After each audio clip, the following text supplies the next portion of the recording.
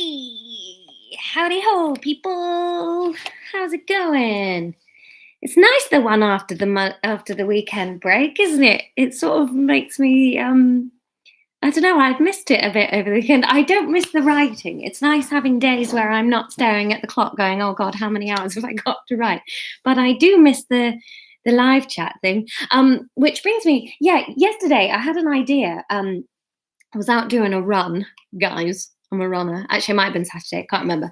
Um, and I was thinking, if people want live streams over the weekend when I want to break from writing, if anybody has writing that they want to contribute, I was thinking we could do like a listener submissions angle. So if you've got like a short story, anything that takes under 20 minutes to read, or a chapter of a longer thing, or something like that that you want to submit, and then I'll read it. And we'll congregate and listen to it on a Sunday night. That could be fun. So if you feel like doing that, let me know somehow. There's a bookings form on my website, lauralex.co.uk, and you can contact me through there. So hello, everyone. Happy Monday. The trip to the zoo. Yeah, Kevin, let's go to the zoo. Georgina says, sorry she missed Friday's episode. Got distracted by your sister having a baby. Congratulations. That's so exciting. What a time to have a baby. Wow. Oh, I'm so happy. I hope everything went okay. Well done. Hi to Catherine, first time watching the live one. Hi, Catherine. It's very fun. Get chatting. The chat's where it's at. Kim and Georgina, yeah, both, and Zach on the replay. Everybody's saying hello to everybody. Hi to, oh, you're in Oxford, Catherine. I like Oxford a lot. Claire, oh, you think giraffes? You think you're making giraffes, do you? You might be right, Claire, or maybe you've added up the comments. I don't know. Neil's in Aylesbury. I nearly moved to Aylesbury as a child. There you go, fun. Chris says, hi, Laura, how are you? I'm all right. I'm a little bit glum. I did a quiz for my family tonight. We do a Monday night quiz with all the family. I'm quite a big family. And it was my turn to host tonight. And I've been quite looking forward to hosting. And then just as I was doing the final scores, the internet died. We're on Virgin and we're part of all these big problems. So it was a bit anticlimactic, and for some reason it made me a bit sad, but it's fine. But it does mean if the internet goes out tonight, I'm really hoping it'll behave. But I've so far today missed an entire meeting and missed the end of the quiz because the internet's being a bit sappy. So if it does go, hopefully I'll see in the comments that it's frozen. Usually I still get your comments, but if not, I guess someone will have to let me know on Twitter because I can access that through my 4G. So we'll see how it goes. Fran says, hi. Fran, hi. Never seen you in the comments before. Nice to have you here. Hello. Penguins. Chris is going for Penguins B. Yes, you've made it. Right, it's 5 past now. I figure anyone that's coming's coming, aren't they? The tap is not following them to... Oh, I'm on the wine, by the way. I've had a very nice glass of, where's this from? I'm going to guess Australia. It's called 19 Crimes. Yeah, it's an Australian. So Kim, this one's for you, babe. We'll get reading, shall we? I quite liked today's chapter, and I read it to El Husbandito, who's been my test guinea pig for all of the chapters, and he said it was his favourite one in a while. So fingers crossed you guys like it too. We've got 2 new characters. So before we start, actually, do you want to pick an accent for Norman? Jackie's had the wine before. Well, cheers, Jackie. Yeah, I'm having a glass. I'm having a 3rd glass, actually, if I'm honest. Do you want to pick an accent for Norman? That's the first character that we're going to meet for the first time. Georgina, I'm very excited to have a New Zealand wine. I would have been on the plane. I don't think I'd have been in Dubai yet to change, but it would have been 3.5 weeks of New Zealand Comedy Festival. So we've got Sloaney, German, West Country, Geordie, Bristolian. Right, Geordie's won there, hasn't it? Right. Let's go Geordie Norman. Can I do Geordie? I've got Geordie friends. This is going to be awful. I think the only way I can do Geordie is to sort of try and be Sarah Millican. I think that's the only way I can do Geordie. So we'll give it a go. All right.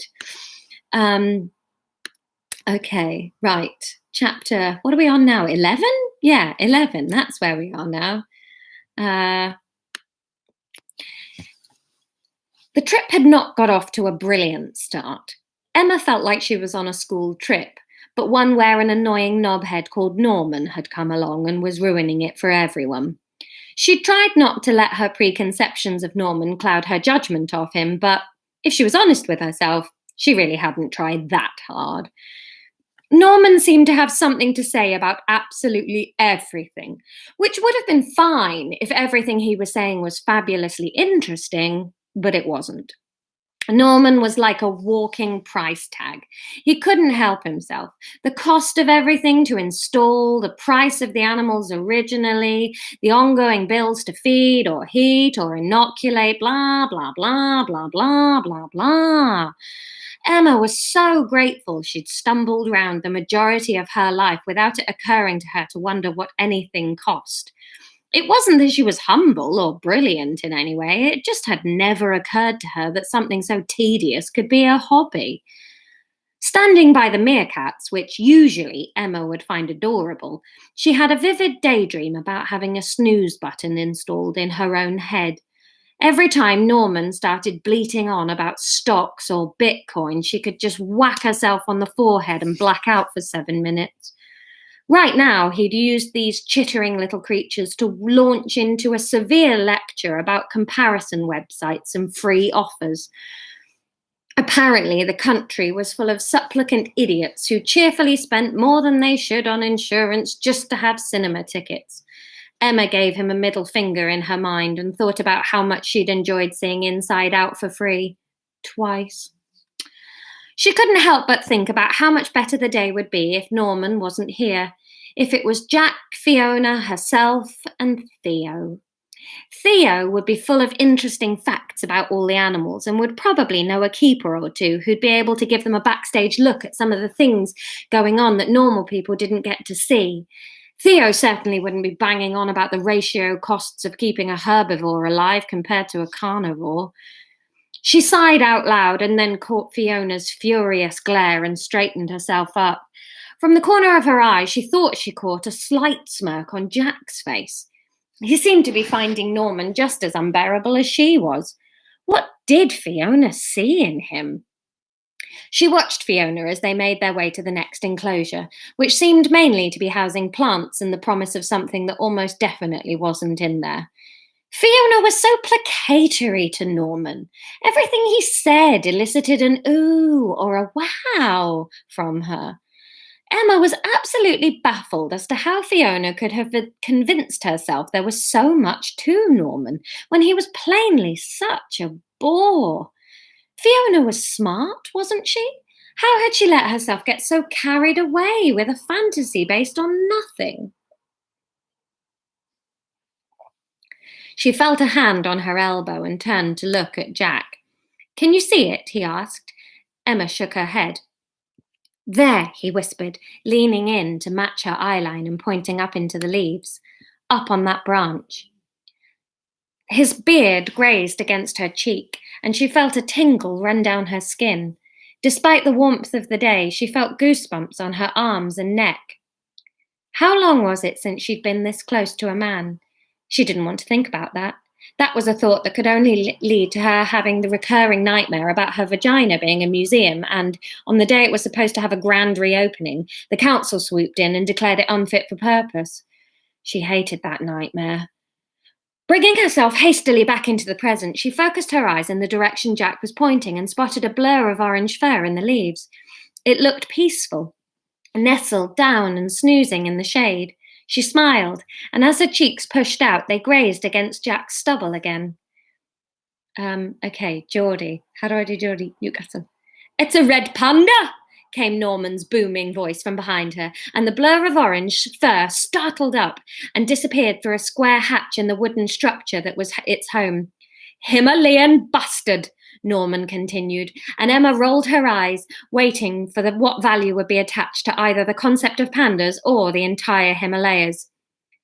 Bloody pricey mountains, the Himalayas. If they went to auction, I reckon it'd be well over $1 a square foot. It wasn't Norman, though.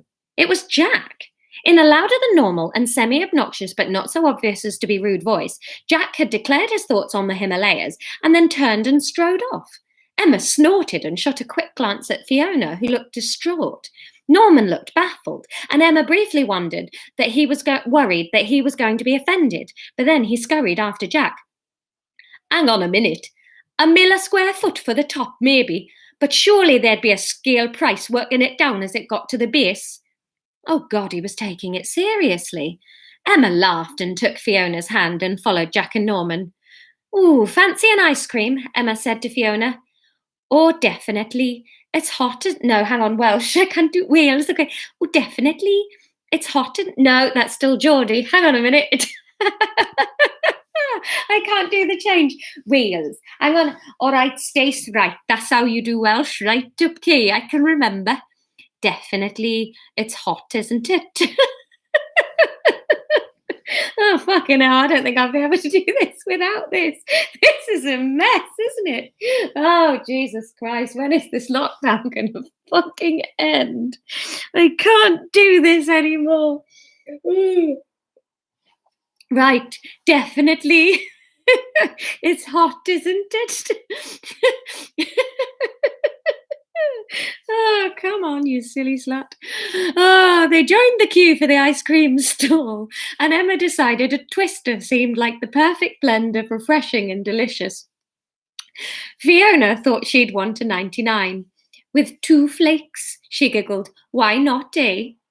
Norman was ostentatiously counting £20 notes in his wallet, which I'm just watching your comments flicking up. I'm so sorry. I am trying to read like an adult. Geordie to Welsh is difficult, though. It's like trying to switch from Indiana Jones to the Star Wars theme tune. I can't do it. Yeah, that's about Sim 3. Get some wine. Do it. Everybody have wine, and then I'll seem less wined up compared to the rest of you. Right, where did we get to? Norman was ostentatiously counting £20 notes in his wallet, which seemed ridiculous to Emma because the ice creams were at best £3, and that was only if you were having a Magnum, which only he was, of course. They ordered their ice creams, Jack throwing a Solero into the mix at the last minute and surprising everyone, and waited for the cashier to place them on the counter. I'll pay for the Magnum and the 99, please, said Norman, and pulled out a crisp £50. Emma gaped at him. Firstly, was he really going to use a £50 note? Secondly, who pays with a £50 note for friggin' ice creams and then doesn't get the entire round? Shall we get the ice cream for Jack and Emma too? Said Fiona timidly at Norman's elbow. Ostentatious use of we there, darling, Norman honked. It's not your money, is it? Fiona almost turned purple with embarrassment. It's all right, said Emma hurriedly. Fiona, that's very sweet of you, but I'll get mine and Jack's. Jack looked like he was going to protest, but Emma butted in. No, you paid for the fuel. It's only an ice cream. This was feeling more and more like a school trip with every passing second, she thought hotly. Norman was tapping his fingers on the counter while the cashier called through to a manager to ask for more change for the till. Sorry, chaps, he said to Emma and Jack. I didn't realise you'd want me to get yours too. Some people get ever so chippy about borrowing money, so I didn't want to suppose. It's not Wheels. No, hang on a minute. I can't get out of Geordie once I get into Geordie. How do I get into Geordie? Hang on. Oh, Kim, you're allergic to wine at 7 a.m. Tea. Tea is so much better than wine anyway, though. Tea is the best drink ever. Wales. All right, Stace, right, that's Wales. It's not borrowing money if you're buying a friend an ice cream, Fiona snapped, and shoved an entire flake into her mouth. Emma was extremely impressed with both the temper and the mouth capacity. I guess now we see why Norman's with her. Oh, they drifted off, all grateful for the ice creams as an excuse to cover the silence in the little group. They turned a corner and immediately smelt something new on the air. Paint and fresh wood, warm hay and hot bodies. There was what looked like a new enclosure in front of them. Don't say it. Don't say it, Emma prayed inwardly, hoping that Norman's Magnum was keeping him too busy to financially assess the new enclosure. What an Newcastle. What an investment! Emma's prayers went unanswered as she watched Norman's inner cash register totting up the cost of fencing and plant life. They wandered over and saw that there were giraffes behind the new fences. Right, we've got a new character entering the scene. So we need an accent. What are we looking for in this new character? What did we have? West Country was quite popular at the top, so we could go West Country. I mean, Bristolian would make sense. So we could go, yeah, all right, I can do Somerset. That's my proper accent, that is. We'll do them West Country, can we? Because that had a lot of votes just now. And as it's Bristol, let's make them Bristol. Let's do it. Is it a giraffe that has an accent? No. I didn't write the chapter while I was drunk. I just read it. I try and always write them sober. Right. Oh, I love giraffes, said Fiona. They're so peaceful. I love them too. A head popped up from behind the fence, startling Fiona, who then laughed to try and cover her surprise. Sorry, didn't realise you hadn't seen me before. I love giraffes too. So glad we've got some here now. Not had 'em before. Well, not in my time anyway. The keeper was dressed in a sandy beige uniform and was carrying a large bag of pellets. Oh, they're so graceful, Fiona gushed. I love their eyes. I love how polite they look. Polite? Scoffed Norman. I know what you mean, said the keeper. Would you like to feed them? Emma looked in amazement at the keeper. Did he really mean it? They might be able to feed them. Really? Asked Fiona, eyes wide. The keeper looked round. Yeah, why not? It's supposed to be reserved for the VIP guests, but as we ain't got any of them booked in today, I can't see why anyone could object to giving them a few pellets. The giraffe certainly won't mind. I didn't see a VIP option on. Nope, that's got it. VIP. I didn't see a VIP option. How do you say option in a Geordie accent? Option. I'm trying to think. Right, hang on. Think to my Couch to 5K that I've got with Sarah Millican talking to me as I run. You're about to slow down, pet, and walk for 60 seconds. Option. You've got the option to run. All right. Right, Norman's just going to have to be Sarah Millican, all right, because that's the only way I know how to do a Geordie accent. So I didn't see a VIP option on the website. What the fuck am I doing? Oh, dear.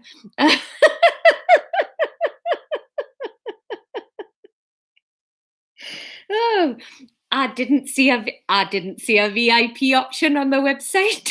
Norman tried to join in the conversation. No, Norman tried to join in the conversation, but Jack, Emma, and Fiona were all hurriedly washing their hands at the sink station and listening carefully to what the keeper was saying. Oh dear, oh, this has really picked me up. I was feeling ever so dismal before this. Oh, what nonsense. Right.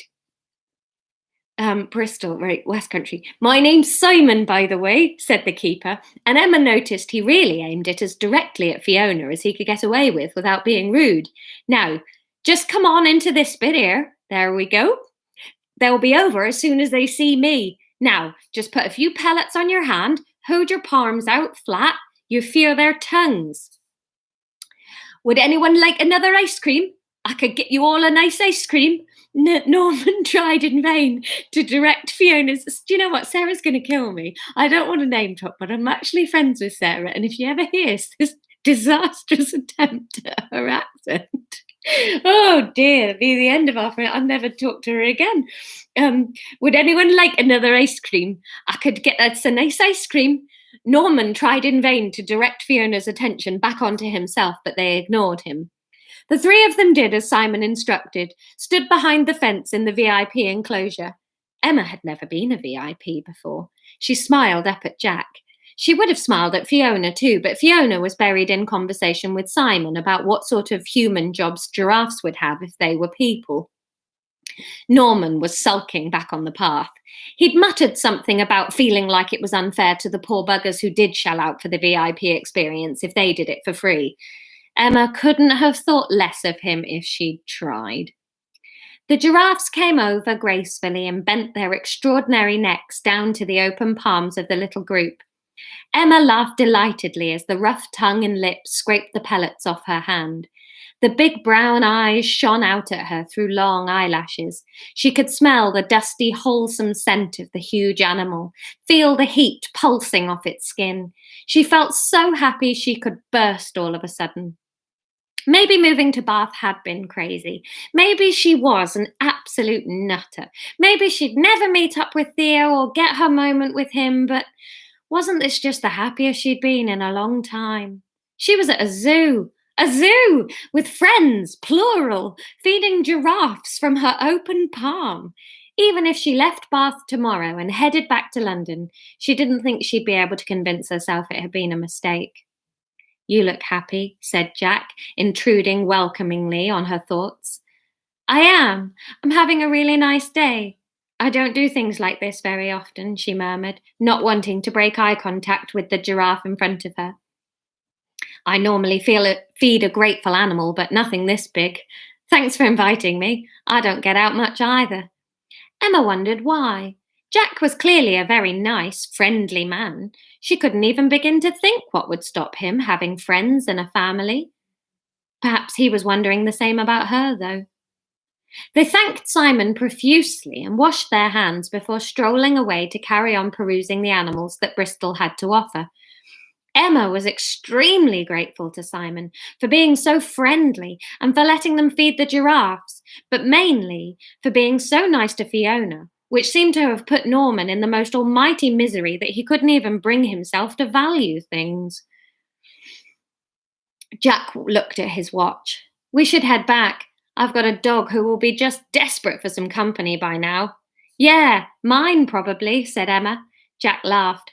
"I've got him trained to seek out beautiful women and bring them into contact with me. If only he didn't do it using his arse, though." Emma's scalp burst into flames the second the word beautiful was out of his mouth, and she was so grateful to her hair for covering it up. She laughed at his joke to try to cover the sudden maelstrom of thoughts she was having, but she suspected the laugh came out a bit mangy and awkward. The group headed up to the exit, and as they reached the turnstiles, Norman stopped walking abruptly. "I'm going to take this special little one to the gift shop." He rubbed Fiona's shoulders. Emma yipped inwardly. "Special little one? She's a grown woman. Blech. I'll drive her home afterwards too. I expect you'd like a run in a car with a real engine, wouldn't you, girl?" Fiona giggled, and Emma felt her stores of respect for Fiona deplete sharply. Emma turned round to Jack, but was surprised to see him not stood at her shoulder as she had expected, but hurrying up from a little distance away. "You all right?" she called to him. "Yeah, sorry, I got distracted." "Fiona and Norman are going to make their own way home," she said. "Okay," said Jack. "I'm sure I can cope with just you in the car." They said their goodbyes, and Norman and Fiona headed off to the menagerie of plushies and shatterproof rulers, while Emma and Jack argued good-naturedly all the way out of the zoo about where exactly they'd park the car. And that is the end of your zoo chapter, which I'm glad you enjoyed. That one. There were lots of comments. Sorry about getting an absolute fit of the giggles in the middle. I've just realised I've not typed out the questions, even though I thought of them.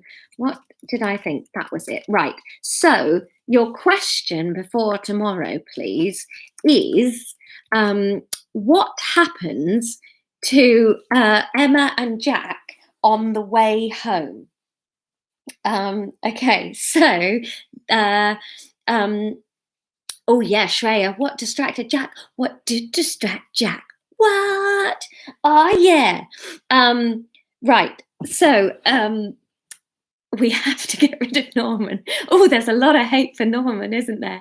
Thank you, Jackie. I'm glad you enjoyed it, Chris. I'm glad you enjoyed it too, and you, Neil. Thank you, Catherine, and welcome to your first live one. I'm glad it was a good one for you. Lisa, I'm good. okay, I'm glad you're happy. Good. I'm glad that that's picked you all up. Good. Right. So on their way home. So Jack and Emma are driving home. Fiona and Norman have gone in a different car. Jack and Emma are in the car on their own. What happens to them on the drive home? Is it 1, a flat tire? 2, they stop for food? 3, they get lost? Or 4, bad weather?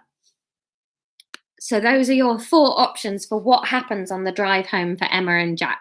Flat tire, stop for food, get lost, or bad weather. I'll put them in the description of the video so you can comment underneath. Don't forget to like the video and to subscribe to the YouTube and make a fuss on whatever thing. Fran, I know you're new. Don't comment in the live chat because I can't count them there. If you can comment on the video once it's posted, that would be great. So get voting. If you're watching Catching Up, then you've got until about 2 o'clock tomorrow to start which is the 28th of April. You've got till about 2 p.m. British summertime. That's all right, Fran. I'm not trying to shout at you, just saying don't waste your vote there. Comment underneath. So right, there we go. Get voting, and I'll see you tomorrow night at 10 p.m. again. Same time again tomorrow. Right. Bye.